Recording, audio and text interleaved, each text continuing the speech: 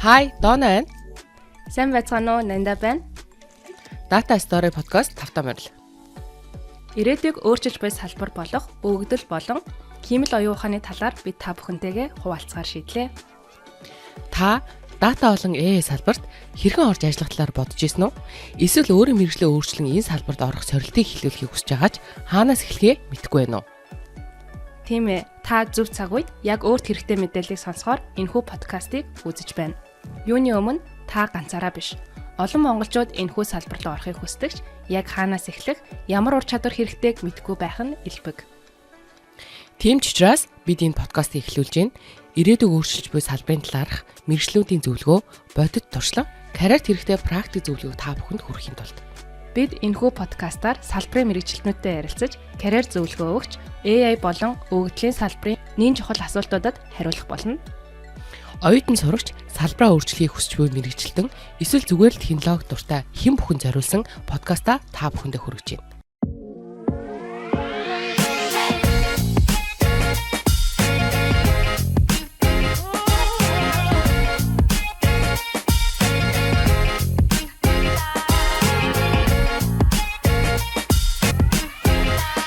Сайн байцгаана уу? Data Stories подкастынхаа 2 дугаар дугаар тавтаа морил.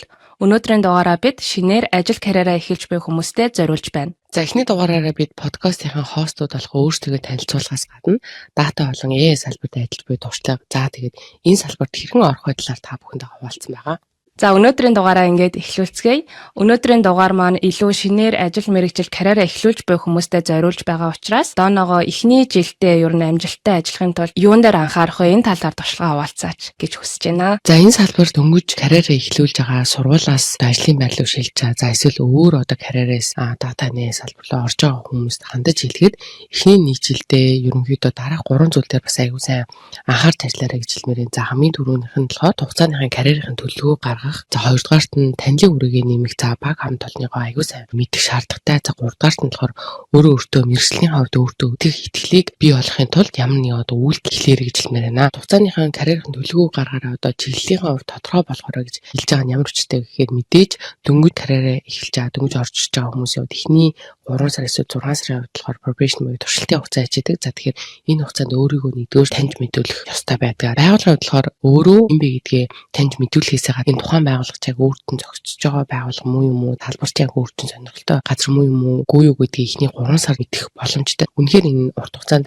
ажиллах боломжтой газар юм байна. За энэ салбар бол үнэхээр passion тий дур сонирхлыг одоо хөдөлгөж байгаа энэ салбар байна гэдгийг мэдэх юм бол карьерийн төлөвлөгөө ер нь бол гаргаж эхэлнэ. Карьерийн төлөвлөгөө гаргахын тулд байгууллага болгон өөр байж идэг. За жишээлбэл зарим нэг одоо байгууллагууд болохоор заавал одоо 2 жил хүлээх шаардлагатай гэж яригддаг ч юм уу тий. За эсвэл ахлах руу одоо төвчхийн тулд ийм гүйцэтгэлүүдийг заавал гаргасан байх ёстой. Зааврууд байж. За заавруудаас гадна яг бодит байдал дээрээ өөрөө ч нөгөө авж байгаа ямар боломж болцоо авж байгаа юм бэ? Ямар одоо прожектнэр бас ажиллах боломжтой байгаа юм бэ гэдэг тэр зүйлүүд чи ирээд өөрчилж айгу нөлөөлдөг учраас тэдгээр зүйлийн талаар бас өөрөө сонирхсон зүйлүүд бас асуу явах нь чухал юм аа гэж хэлмээр. За карьерийн төлөвлөгөө гаргахтаа мэдээж байгууллагад ч урт удаан хугацаанд ажиллажсэн тэгээ тухайн салбарт одоо мэргэжилтэй урт хугацааны одоо туршлагатай хүмүүсээс бас зөвлөгөө авах нь чухал. За байгууллага болгоно одоо team lead ч юм уу, coach ч юм уу тэгээ тухайн өөрөө ч бас хариуцж байгаа нэг хүн байгаа. Тэгэхээр тэр хүнтэйгээ аягүй нэгт холбоотой байгаа сар болгон уулзалт хийгээд тухайн сарын биелэлд одоо хийсэн зүйлийг ярилцахаас гадна дараагийн сард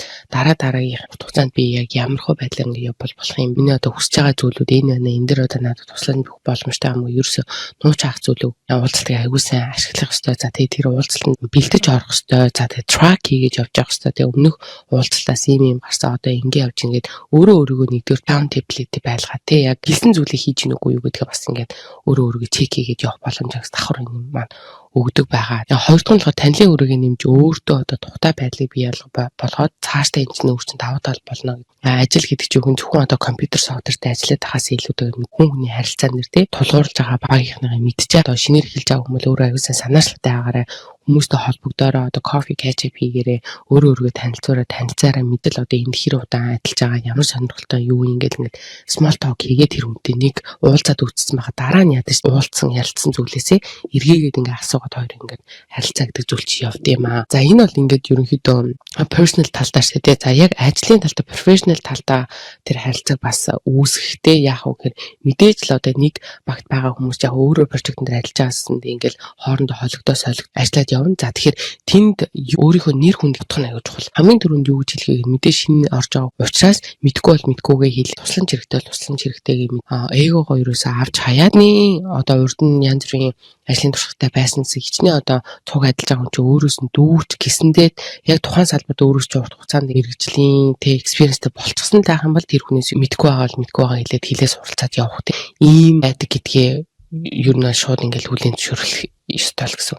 За ингээд эн чинь нөгөө сайн нэр хүнд чинь сайн байгаад тэ ямар ч хий нэгсэн зүйлээ хийгээд гараасаа гаргадаг ийм сайн нэр хүндтэй байх юм бол ингээд дараагийн өөр одоо сонирхолтой зүйлүүд рүү орох заадаг дараагийн урт хугацаанд ингээд прожектнэр гарах магадлал хүртэл ингээд өсөх учраас энэ дээр хувь хүн талаас за тийм мэргэжлийн талаас яг тэр харилцаа relationship гэдэг зүйлээ чухалд авч үзэж ингэж харьцах хэрэгтэй гэж хэлмээр. За хамгийн сүүлд нь өөртөө итгэлээ үүсгэр гэж штэ. За энэ яг юу гэсэн үг вэ гэхээр мэдээж тухайн салбарт хэрэгтэй бүх одоо ур чадваруу те төлөвлөлтийг тодорхой хэмжээнд ингээд анх шатны хэмжээнд бүгдийг мэдчих хэрэгтэй. За мэдхгүй зүйлээ эхнээс нь суралцаад эхлэх хэрэгтэй. За тэгээд ер нь л 6 сарын өмнө 1 жилийн дараагаас ер нь бол шийдвэр гаргаад за би одоо яг энэ рүү мэргэшиж юм уу яг энэ чиглэл рүү яваа гэсэн тэр мэргэшиг гэсэн зүйл руугаа яваад за тэрэндээ мэдээж давхар зөвхөн одоо ажиллаа хийхээс гадна апскейл хийх тийм цаг гаргаад өгөх хэрэгтэй. За тэр цаг гаргаад ямар ч коммитмент ямар ч одоо юу гэх өдөр болгоно нэг 30 минут ч юм уу нэг цаг би энэ зүйл дээр одоо ур чадвараа сайжруулна гэсэн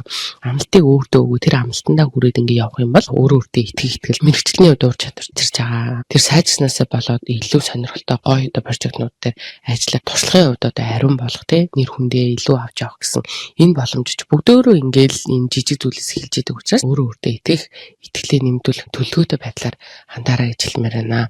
За тэгээд түрүүний нэг танилын хүрээ гэж байгаа зүйл чинь зөвхөн одоо юу гэх юм баг хамт олонтойгоо хийхээс илүү тухайн байгууллага дотроо бас чи өөрөө хийм бэ гэдгийг брендинг үүсгэжтэй ямар нэгэн зүйлийг өөрийнхөө чаддаг зүйлээрээ тэг бусдад танигдах гэдэг чинь аюул чухал. Тэг байгууллага болгонд ямар нэгэн тэр пилэр гэдэг юм хариуцсан өөр юм үйл ажиллагаа явуулдаг багууд байдаг. Тэгэхээр хэрвээ чи эрүүл мэндийн одоо well-being талаас сонирхолтой тэрийг хийдэг ч юм цаасаа L&D learning and development тал дээр ямар нэгэн initiative event зохион байгуулдаг ч юм уу тэг ингээд өөрийнхөө тэр бас брендийг үүсгэж явах хэрэгтэй. Зөвхөн одоо ажиллаа хийхээс илүү ажиллаа угаасаа хийх ёстой, сайн хийх ёстой. За тэг сайн хийж байгаа бас зөв хүмүүст мэдүүлэх хэрэгтэй тий.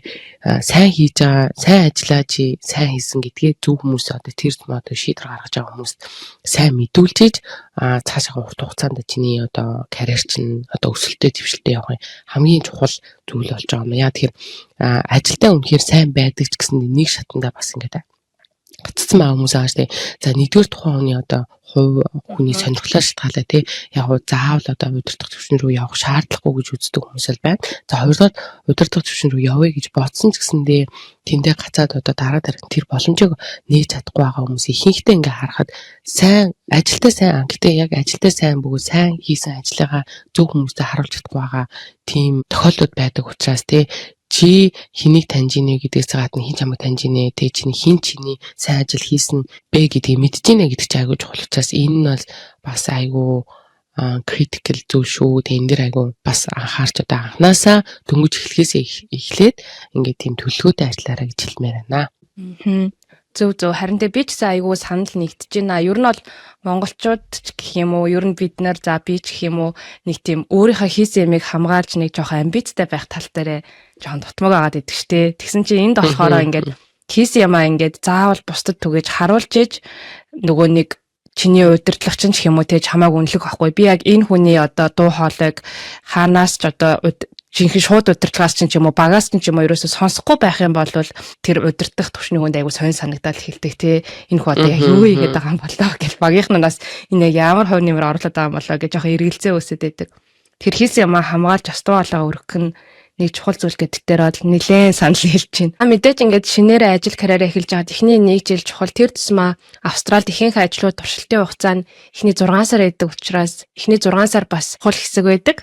Тэгээд доноогоос анх ажилд ороод эхний 6 сар чинь хэрхэн өнгөрж исэн. За тэр тусмаа ямар сорилтуудтай тулгарч юу юунууд ингээд хүлээснээс ч өөр ч юм уу те сюрприз барих ус байсан бэ гэж асууя. За biggest surprise гэх юм бол data analytic багт ороод датан дээр ажиллаад дата цэвэрлэгээ manipulation analytic одоо insight гаргах нь аягүй чухал гэл ер нь тэр л нөгөө төлөвлөлтөөр ажиллаад тэр датагаа их л өдөрж ингэж ажиллана гэсэн яг тийм хүлээлттэй орж исэн. Тэгэхэд одоо яг бодит нөхцөл дээр дататай ажиллах ажил маань ерөөсөө 5% ажил нэсэн те. А үлдсэн 5% нь болохоор тэр чигээр одоо communication те хүмүүсийн хоорондын харилцаан дээр суурилт юм гэдгийг ойлгосон. За тэр бол аягүй big surprise байсан. How communication matters a lot гэдэг бол аягүй том ойлгосон зүйл байсан. Яагаад вэ гэхээр багийнхаа гишүүдтэйгээ үр дүнтэй харилцаа заадаа клиенттайгаа харилцагчтайгаа үр дүнтэйгээ харилцаж ийж бидний хүрэх гэж байгаа одоо үр дүнд нь чийдэл маань аягүй үр дүнтэй амжилттай байд юм байна. За яагаад тэгэхээр бизнес бидэнд ямар нэг одоо дата аналитик дээр анализ хийгээд одоо тэр өгөгдөл дээр анализ хийгээд ямар нэгэн байгууллагад шийдвэр гаргахад нь бид туслах гэдэг шүү дээ тийм. Тэгмэд яг ямар шийдвэр гаргахад нь тусалж байгаа тэр бизнесийн тулгараад байгаа асуудал нь яг юу юм бэ? Тэрийг ойлгохын тулд маш олон удаагийн зөв асуултыг зөв газараа асуух одоо тийм ур чадвартай байх хэрэгтэй. За тэр асуултаа болохоор эхлээд ямар асуултанд хариулж байгаа гэдгээ багийнхантайгаа хоорондоо ярилцаж brainstorming хийж маш их discussion үүсгэж ийж тэр хитэ одоо таамаглуудыг гаргаж ирэх нь шүү дээ. Тэгээд харилцагчтайгаа клиенттайгаа уулзаад яг дотоод системийг ойлгоод тэдний дотоод одоо бизнес map нь яаж вэ, процесс нь яаж явдаг гэдгийг ойлгоод ямар асуудалтай тулгардаг тэгвэл бид яаж тэрэнд нь туслахын тэхийн бол бидэрт ямар дата хэрэгтэй юм бэ гэдгийг ойлгож авна гэдэг чинь тийм. Цөөн угаасаа тийм өдөр болгонд ингээл олон удаагийн уулзалт хийгээд байхгүй шүү дээ. Цөөн удаагийн одоо key stakeholders-тай meeting хийж entry хийж тэр үедээ зөв асуултаа зөв асуугаад ойлгоод аливаа зүйлийг одоо задгаа цэцгтэй хайрцагнаас гадуурсдгийг туршиж үзэх зоригтой байх их зэрэг иймэрхүү одоо дандаа тийм soft skill гэдэг зүйлүүд хэрэгтэй ур чадрууд юм байна. Амжилт авчирхад айгүй хэрэгтэй юм байна. За тэгээд хамтран ажиллах ур чадртай хүмүүстэй хэрхэн яаж хамтарч дандаа л ур чадртай хүмүүстэй гоё ажиллаад бүх юм чинь бүтээтэй гэж байхгүй. Заримдаа бас ингээд хэцүү хүмүүстэй difficult хүмүүстэй бас ажиллах хэрэг гарна. За тэгэхээр тэрийг яаж шийдэх үү? Асуудлыг яаж шүмжилтээ аливаа зүйлд одоо яаж шүмжилтээ сэтгэх үү гэл ингээд data analytic-ийн хэрэг project гэж авч үзэх юм бол эхний одоо 2 stage нь эхний 2 шат нь тэр чигээр communication.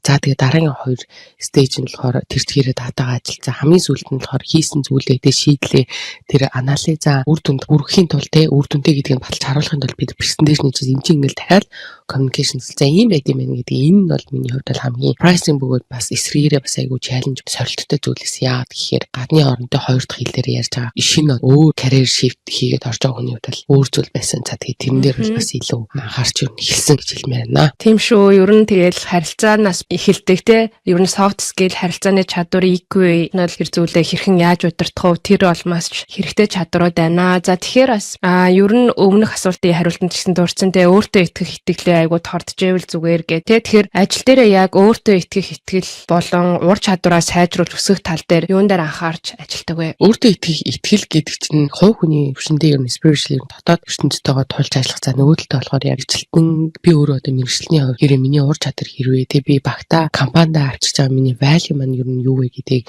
мэдсэн нөхцөлд энэ хоёр зүйл чинь бий болж байгаа тий. Тэр хамгийн түрүүнд хэлэх зүйл нь юу гэхээр шинэ салбарт орж байгаа шинэ ажилд эхэлж байгаа хүмүүсийн голчлон одоо тулгардаг зүйл нь юу гэхээр аягүй өөртөө эргэлзэх тэр бодлоо тий сөрөг бодлоод ер нь бол ихэнхдээ орж ирнэ л дээ тий. Би чадах болох болоо тий энэ хүмүүстэй харьцуулахад ер нь бол би ч одоо баг энд байх ёстой хүн мөн үү биш үү гэх юм уу тий. Гих зэрэгээр адрабатай байдлаар өөртөө тулах шаардлага гарна л да. Тэгэхээр төрүүлж хэлмээр байгаа зүйл нь юу гэхээр эдгээр зүйлүүд чинь яг угаасаа л байдаг зүйл. Хүн болгон одоо энийг чи experience хийж хүн болгондоо тулж байгаа. Шинээр ажиллаж байгаа хүн болгон сэтгэл зүйн асуудалтай тулгарч байгаа. Гэтэ энийг яаж шийдэх вэ гэдэг чинь ерөөсөө чиний гарт байгаа зүйл шүү дээ. Тэр эргэлзээ гэдэг зүйл чинь action хийж штэ ямар нэгэн төлөвөө гаргаж түүнийхэн төлөө ямар нэгэн үйлдэл авч иж тэр зүйлээс давж гарч чадна. Нөгөө талдаа болохоор байнгын энэ өөрийгөө шүүмжлээд байгаа voice чинь тэр дуу хоолой чиг хаанаас гарч байдаг. Ихэнхдээ л ер нь харьцуулалтаас болж байдаг. Өөрөө өөрийгөө бусдад харьцуулаад байдаг. Тэнгүүд ихэнхдээ шал өөр гараанаас эхэлсэн, шал өөр хурдтай адилж байгаа хүмүүстэй өөрийгөө харьцуулж хараад тэгээд ингэ сэтгэл санаа орвоод өөрөөрөө эргэлзээд байдаг. Жишээлбэл бид нар ч юм бол ингээд хүний хооронд хоёр дахь хэлээрээ тэгээ second language-ээрээ тэгээд тэрсмээ өөр одоо салбар руу карьер шийдгээд орж байгаа. Бүх юм шин тэгээ бүх юм мэдээж одоо ямар нэгэн чаленжийн бэрхшээлтэй бас байгаа. Тэнгүүд өөрийгөө өөрийнхөө улсад өөрийнхөө унгаан хэлээрээ ярьж байгаа. За тэгээд магадгүй тэр мэрэгчлэр их сургууль сурсан ч магадгүй тэр мэрэгчлэр урд нь ажиллаж исэн тийм ажлын туршлага тийм лаг мундаг хүмүүстэй харьцуулаад байдаг Тэгэл энэ хүн ингэж ийм мундаг байхад би ч одоо гэл ингэ. Тэгэхээр тэрийгээ нэгдүгээр болоорой. За угаасаа гараа өөр, за тэгээ дээрээс нь шал өөр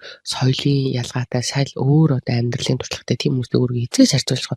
Зөвхөн одоо өөрийгөө хинтээ харьцуулах өөртөө л харьцуулна. За тэгэхээр нэг зүйлийг одоо санах хэрэгтэй те. За чи жилийн өмнө 2 жилийн өмнө ер нь бол чи яг энэ ажлын байранд орсон байх юмсан гэж зүгээр л мөрөөддөг л байсан байхгүй те. Бүр dream л эсэрс хэдэ. Тэгэхээр тэр мөрөөдөл маань жинхнээсээ билээ чи энэ төр ажлын байранд гараад ирсэн учраас нэгдүгээр өөртөө урам зориг өгөөрөө болсон шүү, чадсан шүү, энэ том зүйлийг ард гарсан шүү гэдэг зориг өгөөд нэг удаа чадсан юм чинь дараагийнх нь яагаад чадахгүй гэж те. Дараагийнх нь илүү одоо ажлын байр дээр өөртөө тавтаа болгох те, амжилт гаргах гэх ингээд энэ зүйлийг би чадна штэ гэдэг тэр талаас өөртөө ингээд дэмжиж те cheerleader байх хэрэгтэй гэж хэлмээр байна. Тэгээд хоёр дахь зүйл нь юу санаа зовхоо болох те. Аль болох багасгах хэрэгтэй.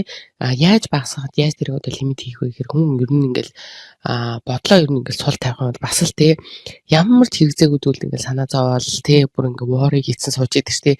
Тэнд нэг хүн те дээр би нэг тийм үг хэлсэн тэрийг одоо юугаа бодсон бол те одоо энэ хүнд би таалагч байгаа л үгүй болоо багийнхан маань намайг юу гэж бодож болоод тэрэн дээр тэгж алдаад ингэсэн бол яа тэгсэн бол яа баг болоогүй юм ингээл төс. Тийм тэр цаа эмэгтэйчүүдийн хувьд тий бүр эрдэнэс арай дээр юм шиг санагдсан шүү. Төсөөлж бод магадгүй бид нар деталь ориентед ингээ жижиг юмруу илүү ордог учраас илүү жижиг юм руу орж санаа зовдөг баг. Тэнгүүд тэр юмнөр чинь чамд anxiety авчин тий өөртөө итгэл левчин л үгүй гэх нь ерөөсө туслахгүй.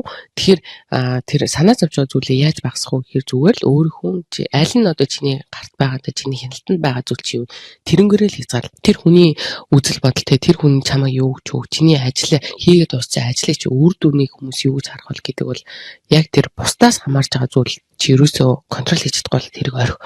За зөвхөн юун дээр чи төвлөрөхтэй юун дээр илүү анхаарах хүч чадлаа хаюул чамд хэрэгтэй юм бэ гэхээр өөрийнхөө контролд байгаа тийм хяналтанд тэр зүйл чи юу юм гэхээр өнөөдөр чи ажил дээр ирээд ажлын цагт дуустал тийм яаж үр дүнтэй байх юм те зүгээр л ингэ суугаад ах юм эсвэл чи тийм стратегтэй төлөвлөгөөтэй байдлаар те 25 гэдэг байдлаар 25 минут ажиллаа 5 минут завсарлаач юм те дундуур нь хүмүүстэй кофе catch up хийгээд нөгөө нэг хүрээлээд хэлнэ гэдэг хүн амьтантай уулзаа тэрийгээд давхраас ажлаа яаж чи үр дүнтэй явуулах вэ багийн дотор яаж явуулах вэ клиентаа ялгуул дандаа төрүүлээд ингээд урьдчилсан байдлаар аягүй сайн төлөвлөсөн зүйл дээр хүн акшн хийж байгаа юм ер нь бол санаа зовох тэгэж айх сандраханд баг байдаг. Тийм байдлаар за тэгээ дээрээс нь угаасаа л одоо хүн юм чинь бид нэр ажиллаад оюунаар одоо бүтээл хийж байгаа хүмүүс тэрс юм одоо бие махбод тий физикли за сэтгэл зүгээрээ оптимал төвшөнд айгүй сайн байх нь сайн байж чиний гараас чинь сайн зүйл гарна чи илүү би өөр юм хий сайн болъё шинэ зүйлийг сурах гэдэг тийм өөдрөг бодол хаанаас гардаг вэ гэхээр чиний бие чинь эрүүл за сэтгэл зүгээр чи эрүүл байгаа гэдгээр гарч байна. Тэгэл нөгөө нэг чиний контролд байгаа зүйл чинь чи өөрийнхөө л контролд байгаа шүү дээ. Биеийг яаж авч явах нь чи эрүүл байх юм уу?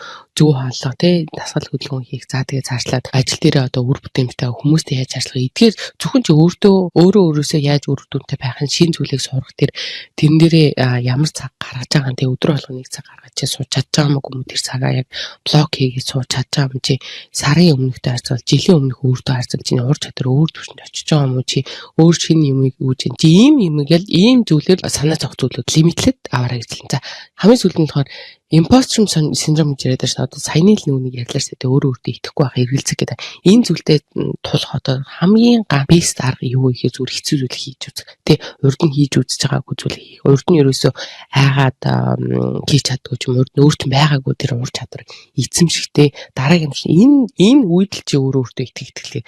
Тэр нөгөө нэг би чадчих шүү болж шүү гэдэг мэдрэмжийг нэг чадаад байгаа болоод байгаа тэр мэдрэмжийг л ойрхон ингээд өөртөө өгөөд жижиг зүйлэн дээр гэсэн хамаагүй өгөөдэй.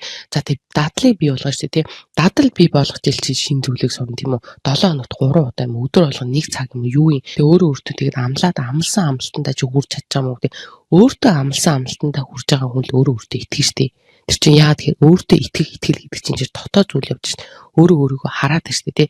Тэгэхээр би тийм хийнэ гэж өөртөө хилжингүүтээ өөрийгөө хуураад байх юм бол эргээл чиний нэг итгэлтэй ч унаа.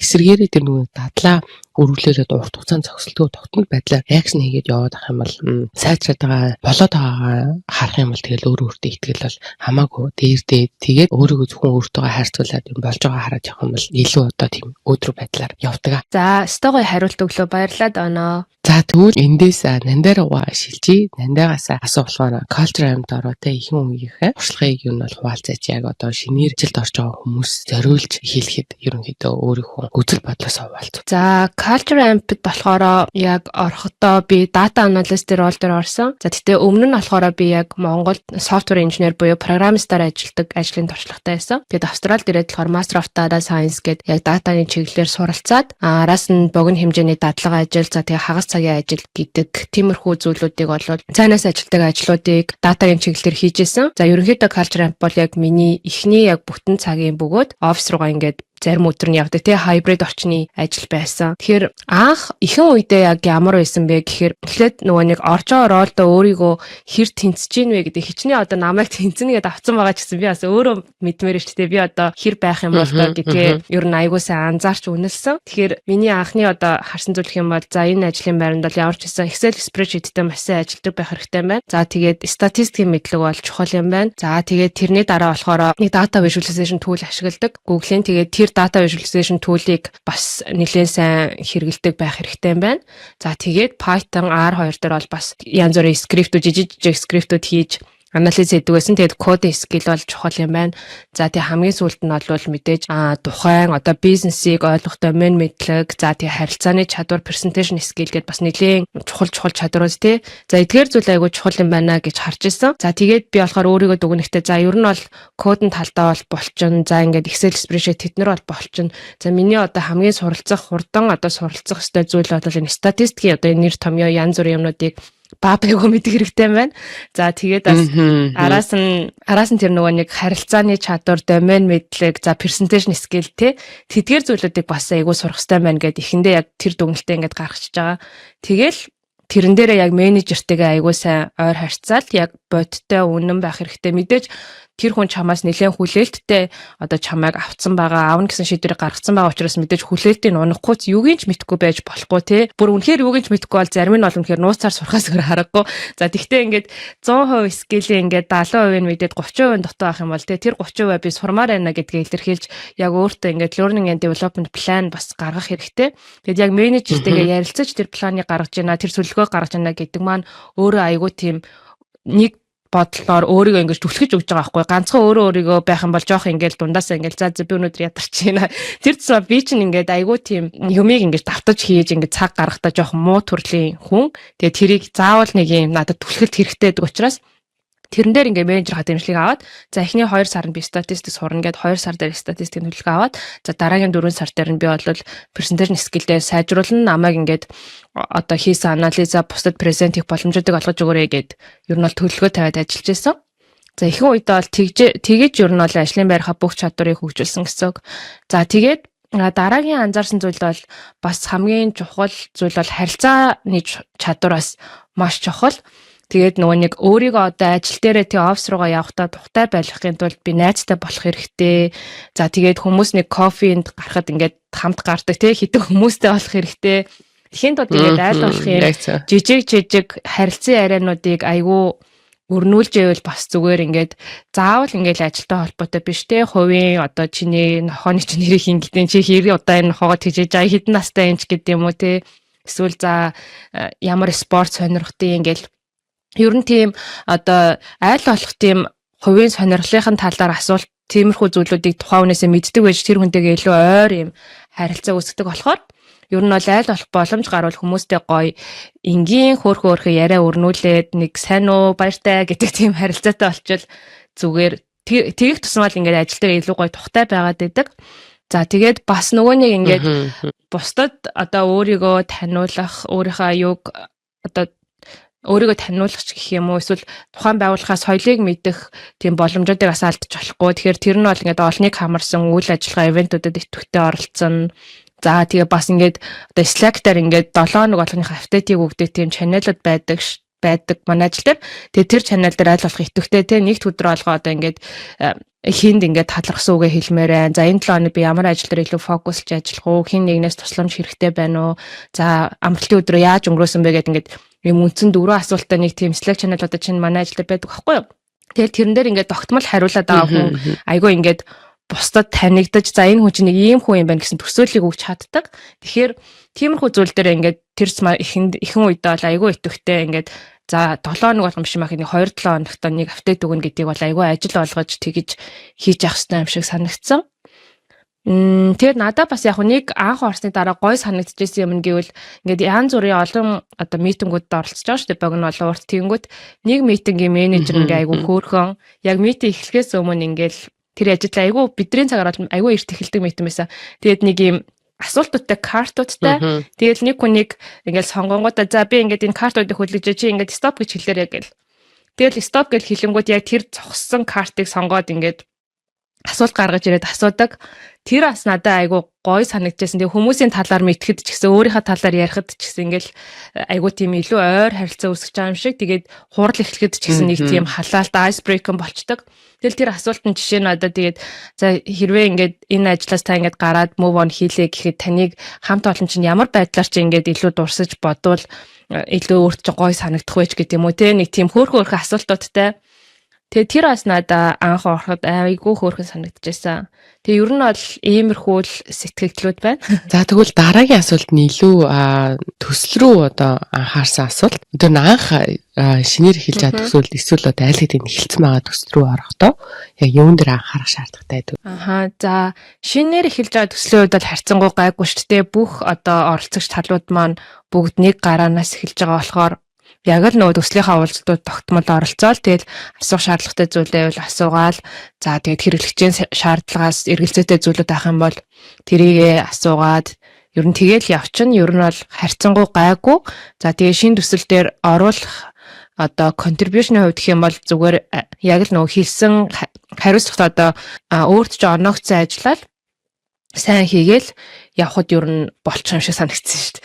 За тэгээд хуучин байгаа төсөл рүү ороход бол харин харьцангуй нөгөө нэг бусдаас илүү чи цаг зарцуулах хэрэгтэй. Яагаад гэвэл бусад одоо хуучин ажиллаж байсан хүмүүс маань аль хэзээ тэр төслийг мэдсэн тэр төсөл дээр магадгүй тэгэл 2-3 жил ч юм уу тий ажилласан байгаа учраас тэднийг одоо гүйцэж авахын тулд өөрөө яг ингээд төслөө эхнээс нь бүх зүйлүүдээ судлах хэрэгтэй.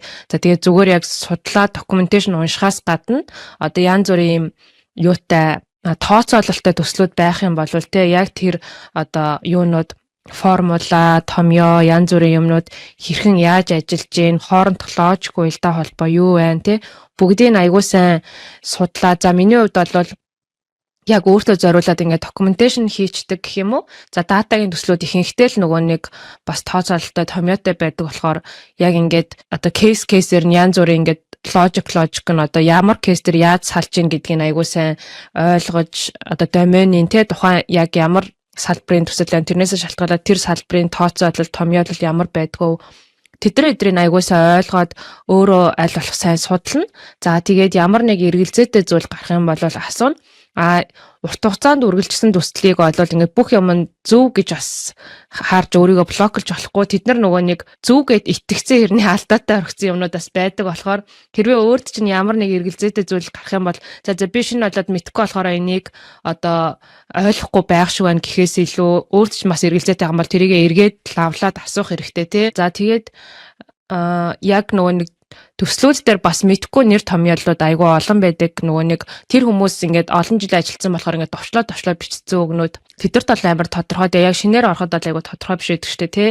Тэд нар одоо тэр яг байнгын хэрэгдэг нэр томьёолуудтай бас өөртөө айгүй танилцуулж тэдний одоо докюменташн руу орж тэр мэрийгээ бас сайн сурах хэрэгтэй. За ер нь бол тэгэл төсөл дээр ажиллах бол тэгэл төслөө сайн ойлгоно. За тэгээд яг өөрт хуваарлагдсан ажлыг яг сайн хийн. За хэрвээ янз бүрийн гацах асуудал байх юм бол тухайн төслийн баг болон өөрийгөө удирдах байгаа менежер, төслийн менежер, лидер лүгээ холбогдож аль болох гацаанаасаа хурдан гараад явна. Тиймэрхүү л зүйлүүд дээр анхаардаг та. За тэгвэл анхныхаа ажилда хэрхэн бусдаас ялгарч амжилттай байх вэ гэсэн зарим тохиолдолд ер нь нэг удаа хайр хийхдээ нэгээс олон хүмүүс авах тохиолдолд тэрс мо одоо entry level job дээр тий 2 3 за заримдаа бүр 5-аар нь тий авч одоо нэг баг бүрдүүлж ордог. Тэр энэ тал дээр юу зөвлөх вэ? За яг би яг хувь хүний хувьд бол бүр нэг тийм одоо ингээ ялгараад яваатай гэл тэгдэггүй угаасаа биш л дээ. Зүгээр л яг өдөр тутмынхаа юмыг л ихтгэл даахуц хийгээл ингээл явчихил гэж боддог. Гэхдээ яг орчин нөхцөл бол арай өөр байна. Яагаад гэхээр үнэхээр ингээд жоох ингэж өөрийгөө дөвлөхөөс өөр аргагүй байна. Яагаад тэгэхээр ингээд за асуултанд асуусны дагуу ингээд анх ингээ олон хүн эхэлж болж гин тий. За бас нэг өөр кейс нь гэх юм бол компаниуд ингээ бүтцийн өөрчлөлт хийгээд одоо хүмүүс ингээд цомгдох ч юм уу тэр шийдвэрүүдийг айгүй хурдтай гаргадаг. Яагаад гэвэл эн чинь ингээд бизнес survive хийх гэж байгаа хгүй. Бизнес өөрөө ингээд зөв замаа олж дараагийн түвшинд гарахын тулд ямар ингээд арга хэмжээ авах хэрэгтэй. Тэрийгээ л хийгээд явж байгаа учраас тиймэрхүү янз бүрийн тохиолдлууд айгүй их гардаг учраас өөрөө одоо ажлын байрандаа баталгаатай survive хийж үлдэхийн тулд бас бусдаас зайлшгүй ялгарах хэрэгтэй болчиход байна л та. Тэгэхээр яг яах хэрэгтэй гэхээр ямар ч байсан яг өөрт оногдсон таскаа бол маш сайн хийх хэрэгтэй, хэлсэн үгэндээ байх хэрэгтэй. Хүн бол тэгтээ төгс хийж чадахгүй мэдээж асуудал гарна. Тэр асуудал дээр ерөөсөө өөртөө ингээд дараад ээж болохгүй. Бусдад энд ийм асуудал гараад байгаа шүү. Тийм учраас би одоо энэ дээр жоохон цаг өнгөрөөгөөд шүү. Тийм учраас таны тусламж надад хэрэгтэй байх шүү гэд тэ. Тэр харилцааг айгүй ил тод байлгах хэрэгтэй. Тэгээд бас хамгийн гол нь нөгөө нэг хийсэн зүйлээ бусдад ингээд харуулах хэрэгтэй. Одоо зөвхөн одоо танаа багч жижигхэн баг байгаад чи одоо дээдлийнхаа одоо баг дотроо л ингээд яриад байдаг байх юм бол яг чамааг ингээд авч үлдэх шийдвэр гаргадаг хүмүүс чинь түүнээс дээд түвшний хүмүүс ахын бол тэр дээд түвшний хүмүүс ч гэсэн ингээд дуу хоолойгоо өргөж явах хэрэгтэй байхгүй юу? Өөрөө чинь дээдлийн менежер ингээд цаашаа айгүй гоё ингээд илтгэдэг хүн байж болно. Эсвэл цаашаа бас илтгэдэггүй ч хүн байж болно. Тэгэхээр чи өөрийгөө мэдүүлэхэд менежер миний өмнөөс ярьж байхаа гэж ботгоосоо илүү өөрөө бас ингээд би ийм хийж байгаа шүү. Яагаад гэвэл бүр тэр дээр байгаа хүн чинь ингээд одоо энэ хүний одоо оролцоо юу байгаа, яаж байгаа ингээл яг чиний ажилдаа төсвөрч ороод нэггүй хийсэн таск гэж хараад ямар хугацаанд юу хийсэн мэн гэж харах үнэхээр завгүй өөр өчнөө чухал ажлууд байгаа учраас тэр хүний ингээд анзаараагүй байхад нь тэр хүнд анзаарахтал ингээд дуу хоолой хийсэн ажлаа ингээд харуулж явах хэрэгтэй. За тэгээд янз бүрийн юм discussion debate ч юм уу тиймэрхүү зүйл тохиолдох юм бол тиймэрхүү зүйл дээр бас тэр одоо хилцүүлэгч нь бас өөрийгөө чадварыг харуулах бас нэг боломж. Янз бүрийн хилцүүлэг, янз бүрийн мэтгэлцээ явж байгаа юм бол тэрэн дээр ийм шийдлээвэл ийм зүгээр эдэг штэ гэд хэрвээ мэдчих явах юм бол эргэлзэлгүй тэр одоо шийдэл өөрийнхөө санаа оноог хэлж явах хэрэгтэй. За тэгээд ямар нэг зүйлийг хийхдээ зүгээр тухайн зүйлийг хийгээд дуусгах биш. Тэр зүйлийг хэрвээ сайжруулах чадвар нь чамд байх юм бол тултал нь өөрийнхөө чадварыг гаргаад сайжруулаад тэгэл энийг сайжруулахад ингүүл яаж ин гэдэг санаагаа тусгаад ер нь хизээч ер нь миний харж байгаагаар л энд байгаа хүмүүс ерөөсөө яг ингээд энэний ажлыг хийгээрэй гингүүт энэ ажлыг хийгээл болчдоггүй ер нь айгүй ховор штэ. Дандаа л энийг ингэчүүл яад юм бол надаа энэ нэг жоохон ингэж санагдлаа. Угаасаа нөгөө ингээд харилцааны чадвар амар хөгжсөн хүмүүс учраас өөрс төрсөн ингээд бодлоо ингээд дандаа чөлөөтэй илэрхийлдэг. Тэр нь ч айгүй гоё ингээд юугаа продактаа сайжруулад төслөө сайжруулад явчихж байгаа. Тэгсээр нэ бас өөрийнхөө ингээд чадварыг харуулад юмыг арай нэг сайжруулж ийн гэдэг чинь аль талдаа л нөгөө нэг хожиж байгаа ситүэйшн болж байгаа байхгүй юу? Ер нь ингээд анзаарч байхад энд бол ингээд ажлын байрууд маш хөрсөлтөнтэй шүү дээ. Тэгэхээр ингээд ажиллаж байхдаа ингээд өөрийгөө суралцсан сайжруулж явах бол зайлшгүй байх ёстой зүйл болчиход байна. Тэгээд дооно маань өөрийгөө ажиллангаа хэрхэн ур чадвараа сайжруулдаг талаараа хуваалцвал ямар хөө туршлага байна вэ? За ер нь IT салбарт ер нь байнга шин зүйл гарч ирж байдаг шүү дээ. Жил болгоно л ер нь ингээл улирал болгон шин зүйлүүд дандаа гарч ир. Тэгэхээр тэмдэг хөл нийлүүд алхах нь за бүр ингээ бүгдээ суралцгаа байг гэхээ яг өөрийнх нь домен буюу өөрийнх нь яг эргэж байгаа салбарыг сурж авах хэрэгтэй. За тэрнээс гадна өөр тухайн одоо салбарчин шинээр гарчсан зүйлтэй хөл нийлүүл нь алхна гэдэг чинь өөрөө чинь мэдээж өрсөлдөөнд бол айгу урдуур явуулна л гэсэн үг шүү дээ. За Тэгээд дээрээс нь залуу хүний хувьд бол мэдээж зөвхөн одоо юу гэх хийсэн ажлыг хийгээд цалин аваад явна гэхээсээ илүүтэйгээр өөрийгөө хөгжүүлэнтэй ур чадвараа дэвшлүүлнэ гэдэг чинь хувь хүний хандалтай өөрөө өөртөө басан чинь санаа тавьж гин өөрөө өөртөө кэр хийж байгаа нэг хэлбэр. Тийм учраас ажлынхаа хажуугаар шинэ ур чадвар эзэмших. За тэгээд дараа нь тэр шинэ ур чадвар дээр одоо үндэслээд өөр шинэ боломжууд гарч ирэх юм бол тэрэнд одоо бэлэн байхад өөрийгөө юу нь бол бэлдэж байна л гэсэн үг. За тэгэхээр стратеги явуулахаар мэдээж тухайн жил болгон тэг зорилт тавиад түүнийг одоо бусдаа хуваалцах хэрэгтэй.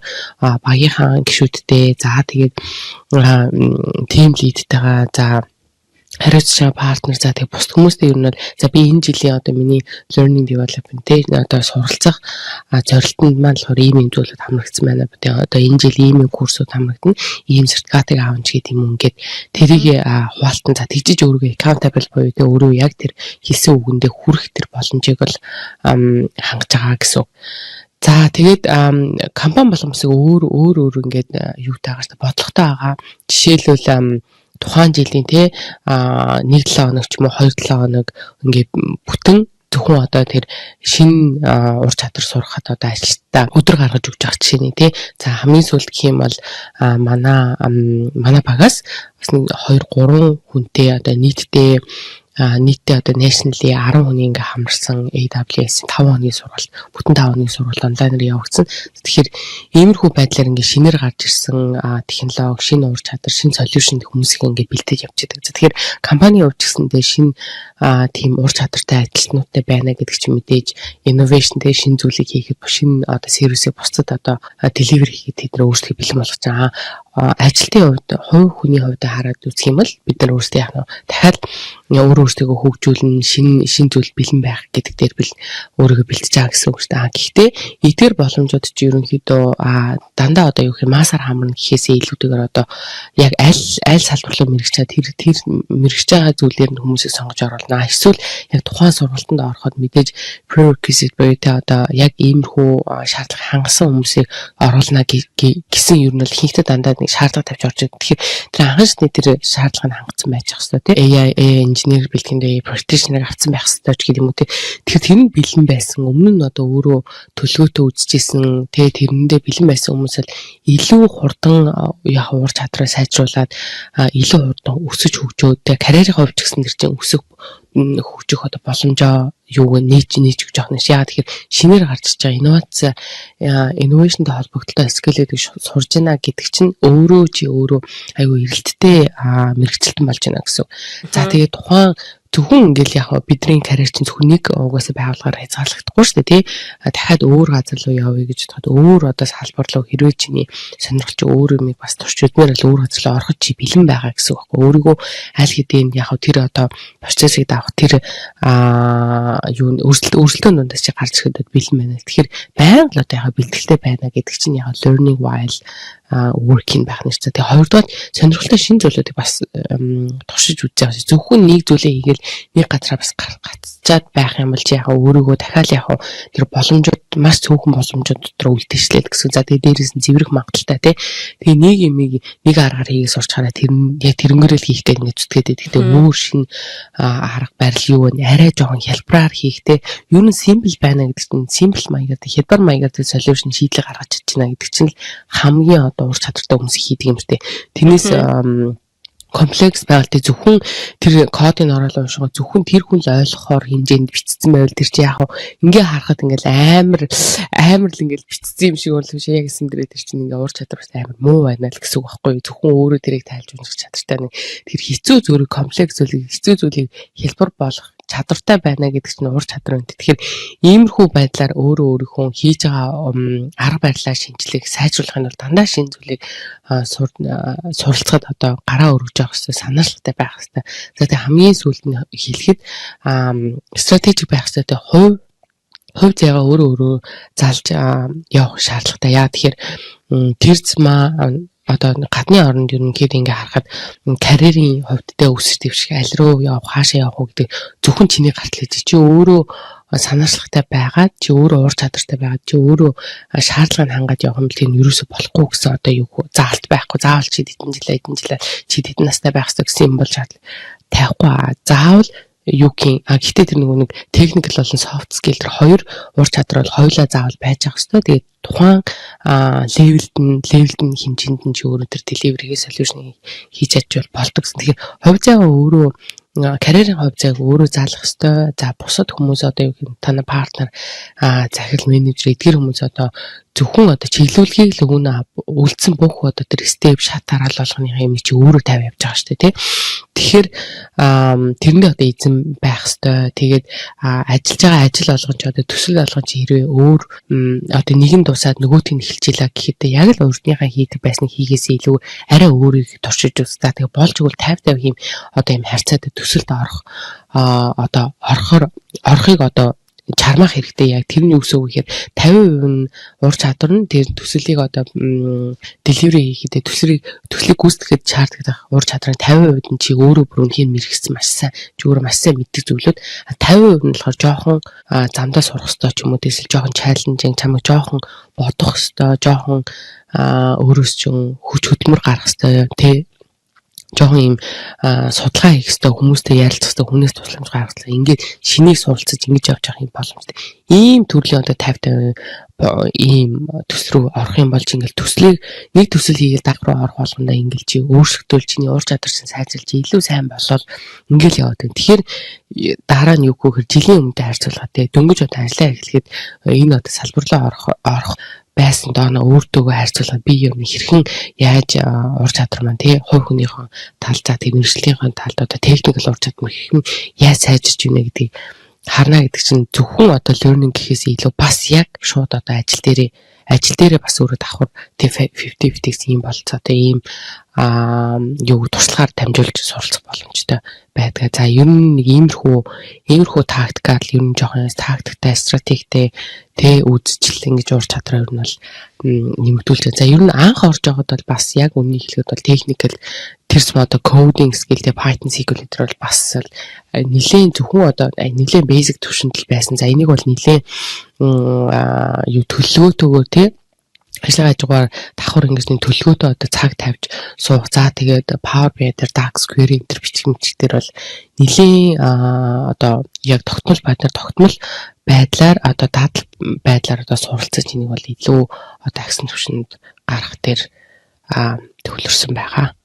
За тэгвэл дараагийн асуултаа үүнтэй одоо холбоотой одоо хоёулаа хэрхэн яаж одоо ур чадвараа нэмэгдүүлэх гэдгээс гадна өөрөө одоо ур чадрыг нэмэгдүүлээд сайжраад явлаа гэхэд дараагийн бидний хүсч байгаа зүйлүүд мэдээж карьерийн төвшөнд те яаж ахих юм яаж одоо тушаал твших юм бэ гэдэг дээр өөрхийн мэдж байгаа зүйлээс хуваалцаж байна. За тушаал ахих тал дээр бол ер нь тухайн байгууллагаасаа хамаарат компаниасаа хамаарат өөр байх. Би тэгээд яг манай компани дээр ямар байдлаар явагддаг вэ энэ талаар хуваалцъя. За ер нь бол манайх дээр болохоор ингээд жилд 2 удаа promotion cycle буюу яг ингээд тушаал ахдаг тийм цикл явагддаг. Тэр нь болохоор ингээд 5 сард бас 10 сард гэсэн үг тий. За тэгэхээр хамгийн эхлээд болвол ингээд тухайн хүн өөрийгөө ч юм уу тий эсвэл ингээд менежерээс зөвшөөрлөд nominate хийдэг тийм nomination process явагдана гэсэн үг. За бүр эхнээсээ эхлэх юм бол гэдэг шиг. Бүр эхнээсээ эхлэх юм бол эхлээд нөгөө гүйцэтгэл явдаг л да. Эхлээд яг нөгөө нэг тухайн хүний одоо хагас жилийн гүйцэтгэл ямар байна те. Тэр гүйцэтгэлийн үнэлгээ гардаг. За тэгэд гүйцэтгэлийн үнэлгээн дээр тулгуурлаад гүйцэтгэл сайтай гарсан хүмүүс бол мэдээж тушаал ахих боломжоо хангаж ийн гэсэн үг шүү дээ те. Тэгэхээр гүйцэтгэл сайтай хүмүүс дундаасаа яг тушаал ахих номинет хийж байгаа хүмүүс ямар хүмүүс байна гэдэг ингээд номинет хийдэг. Тэрэн дээр бол хүн өөрийгөө номинет хийж олдон. За эсвэл менежер нь өөрийнхөө багийн хүнийг номинет хийж болно те. За ингээд бүх номинет хийсэн хүмүүсийн нэрс гарсны дараа яг менежер ревью гэж ордог. Тэгэхээр одоо менежментийн багийнхаа ингээд ерөнхийдөө тэр номинет хийсэн хүмүүсийг хараад одоо энэ хүн за тушаал ахихад яг бэлэн байна уу? За эсвэл нэг 6-аас 12 сарын дараа тушаал ахихад бэлэн байна уу? За эсвэл одоохондоо яг одоогийнхоо хийж байгаа албан тушаал дээр суралцаад гаршаад явж байгаа байна уу гэд ерөнхийдөө энэ 3 одоо статусыг үндэслэж тэр хүмүүсийг ингээд ялгадаг байгаа. За тэгээд ялгангуудаа араас нь ингээд аудит гэд явдаг тий. Аудит маань болохоор яг энэ хүмүүст дүгнэхтэй ингээд шудраг дүгнсэн байна уу тий. Ямар нэгэн байдлаар одоо тэгш бус хандсан байна уу гэдгийг бас ингээд датагийн багаас аудит хийдэг. За тэгээд яг тэрсний дараа болохоор Тэгсний дараа болохоор ингээд тушаал ахих шийдвэрийг яг одоо нэлээд өндөр түвшний одоо executive team, leadership team ер нь гаргах гэж штэ. Тэгээ шийдвэр гаргана. Тэгээ шийдвэр гаргах нь болохоор яг одоо бүх ингээд номинец хийсэн бүх одоо менежерээс окейгээд авсан үнийг бол бас тушаал ахиулахгүй байх магадлал. Гэтэ ихэнх тохиолдолд бол та нар менежерээсээ одоо юугаа зөвшөөрлөө авцсан. За тэгээд тэр хамтарч багт ажиллаж байгаа хүмүүсээс фидбек аваа, тэр багийн хүмүүсээс үнэлгээг авцсан тохиолдолд бол ер нь бол 80%, 90% чи тушаал их магадлалтай. За тэгтээ нөгөө нэг яг ийм промошн сайкл эхлэх болгонд ингээд тодорхой хэмжээний төсөв гарцсан байдаг учраас тэр төсөв үнэхээр бага тавигдсан байх юм бол тий хамгийн дээдлээс одоо топ даун budget calculator гэдэг ер нь бол топ даун явдаг манай компанид болохоор тэгэхээр дээрээс яг ингээд төсөв орж ирэн тэрийг ингээд доошоогоо багууд тий хилцүүлдэ хуваагаад ингээд яг төсөв тавигдаад тэгээ тэр төсөв дотор ингээд багтаагаад ингээд промот хийж байгаа хүмүүсээ хийж чадхаар бол ингээд хийчин. За үнэхээр чадахгүй бол зарим тохиолдолд чи энэ удаа тушаал авахгүй байх боломжтой. Гэхдээ дараагийн удаа хамгийн өндөр магадлалтай болж байгаа гэсэн үг байхгүй юу? Тэгэхээр яг 100% өөрөөс чинь шалтгааллахгүйгээр цаадах өөр бусад хүчин зүйлээс болоод тушаал авахгүй байх магадлалтай. Тэгэхээр ер нь бол тушаал авахын тулд энэ бүх зүйлээ амар сайн ойлгох хэрэгтэй. Тэгээд энийг ойлгосны дунд яах хэрэгтэй вэ гэхээр мэдээж менежерээсээ тэр үнэлгээг авах нь байна. Тэгээ ямар нэг төсөл дээр хамтарч ажиллаж байгаа хүмүүсээсээ бас хүлээн зөвшөөрөгдөх нь байна гэсэн үг шүү дээ тий. Тэгээд яг ур чадвар харилцаа бүх юмны хувьд зөвшөөрөгдөд бол хамгийн багадаа ингээд 6 сарын дараа чи тушаал авах боломжтой.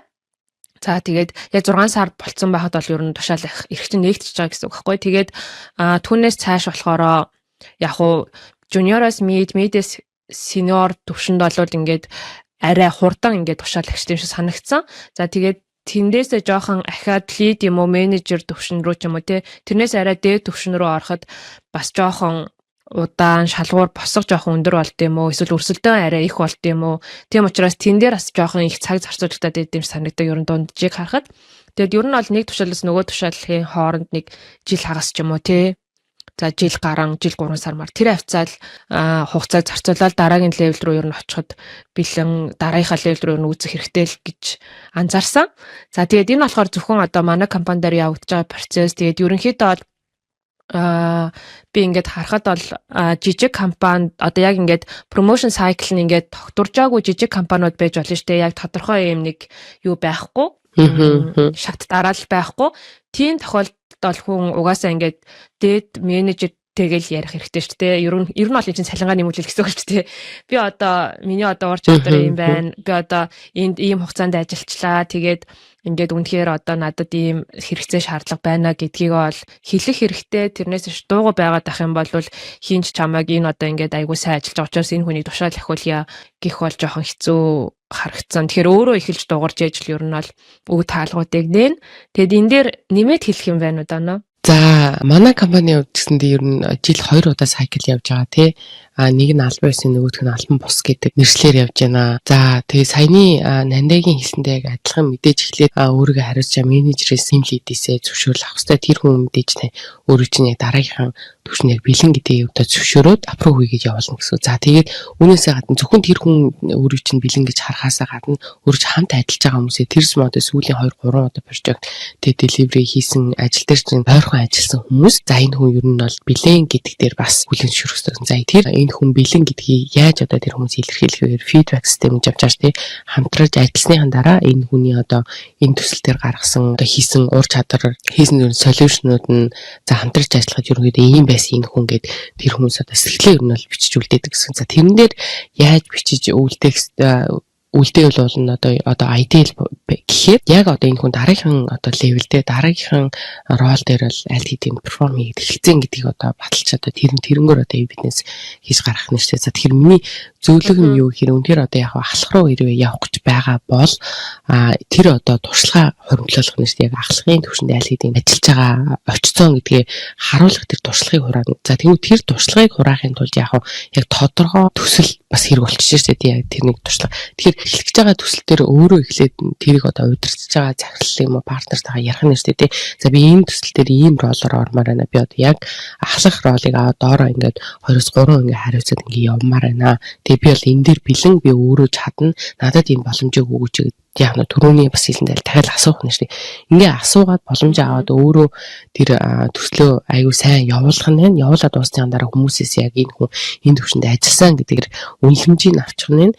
Тэгжиж яах нь тэр өөрийнх менежерт тэр кейсээ өгж явуулахдаа арай жоохон дэмлэгтэй өгж явуулах юм. Мэдээж тэр хүн өөрөө ч хариуцж байгаа хүн дахиад одоо яг цаашаа тэр шийдвэрийг гаргаж байгаа удирдлагын багтаа ороод тэнд одоо хуралд өөрөө ч одоо төлөөлөө тэр хүн сужаартай тий за дооно ингээд өнгөрсөн financial year ийм дээр ажилласан энэ хүн яг ийм байсан ийм учраас одоо дараагийнхан очиход бэлэн байна бүгд айл хэдийн тэрэн дээр ажиллаж байгаа гэдгээ ингэж би ингэж баталж харуулсан гээд одоо чиний л ер нь бол бэлдсэн бүх одоо документ тий бэлэн болгосон бүх зүйл дээр тэр evidence дээр тэр хүн орж ярих нь. Тэгэхээр аль болох чи яаж тэр хүнийг дэмжих боломжтой нь яаж чи тэрийг илэрхийлж гарах боломжтой нь гэж байна. За тэгээ дээрээс нь зөвхөн одоо ажиллаа хийгээд хахаас илүү сайн ажил хийж байгаа гэдэг чинь сайн хийсэн ажлыг чинь олон хүн мэдчих хэвээр тэр хүмүүстэйгээ чи өөрөө бас ярьсан байх хэвээр тий хэлсэн байх хэвээр. Тэгээд тэр хүмүүс чи эргэж авах тэр хүмүүс чамайг сайн байна гэж хэлэхээс гадна чи яг тэр хүмүүс ажиллаа смуттэй хурдан явуулахад нь ингээд туслаад нэг хин эндээ ингээд юу хэрэгтэй зүйл хийгээл явж байгаа гэсэн үг. За баярлалаа Доноо. Үүгээр манай энэ удаагийн дугаар маань дуусч байна. Энэхүү дугаараараа бид дөнгөж шинээр ажил карьераа эхэлж байгаа хүмүүстэй Доноо болон миний зүгээс өөрсдөө анх ажиллаа эхэлж байхад ямар байсан тэр туршлагаасаа хуваалцлаа. За мөн ажлын байран дээрээ тушаалаа ахихыг зорж байгаа бол юун дээр анхаарвал зүгээр вэ гэсэн өөрсдийн өнцгүүдийг хуваалцлаа. За дараагийн дугаараараа бид удахгүй зарлагдах гэж буй хөтөлбөр болох Complete Data Analyst Bootcamp-ийн талаар дэлгэрэнгүй мэдээлэх болно. За энэхүү bootcamp маань data analyst-аар ажиллах сонирхолтой хүмүүс шаардлагатай онлайн болон практик чадвар олгох цогц хөтөлбөр юм аа. За ингээд бидэнтэй хамт байгаарай. Баярлалаа. Баяртай.